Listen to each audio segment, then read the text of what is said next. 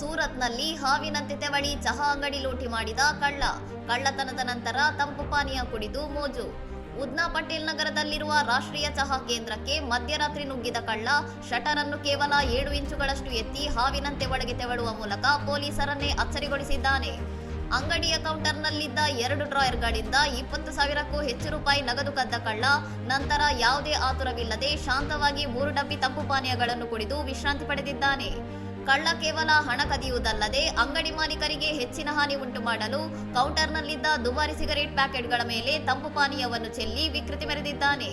ಕೇವಲ 5 ನಿಮಿಷಗಳಲ್ಲಿ ತನ್ನ ಕೆಲಸ ಮುಗಿಸಿದ ಕಳ್ಳ ಅದೇ 7 ಇಂಚಿನ ಸಣ್ಣ ಅಂತರದ ಮೂಲಕ ಹಾವಿನಂತೆ ತನ್ನ ದೇಹವನ್ನು ಕುಗ್ಗಿಸಿ ಹೊರಬಂದಿದ್ದು ಈ ದೃಶ್ಯ ಸಿಸಿಟಿವಿಯಲ್ಲಿ ಸೆರೆಯಾಗಿದೆ. ಈ ವಿಲಕ್ಷಣ ಕಳ್ಳತನದ ವಿಡಿಯೋ ಸಾಮಾಜಿಕ ಜಾಲತಾಣಗಳಲ್ಲಿ ವೈರಲ್ ಆಗಿದ್ದು, ಉದ್ನಾ ಪೊಲೀಸರು ಸಿಸಿಟಿವಿ ದೃಶ್ಯಾವಳಿಗಳ ಆಧಾರದ ಮೇಲೆ ತನಿಖೆ ಆರಂಭಿಸಿ ಆರೋಪಿಗಾಗಿ ಹುಡುಕಾಟ ನಡೆಸುತ್ತಿದ್ದಾರೆ. ಇನ್ನಷ್ಟು ಸುದ್ದಿಗಳಿಗಾಗಿ ನೋಡ್ತಾ ಇರಿ ಸೌರಂ ಟಿವಿ.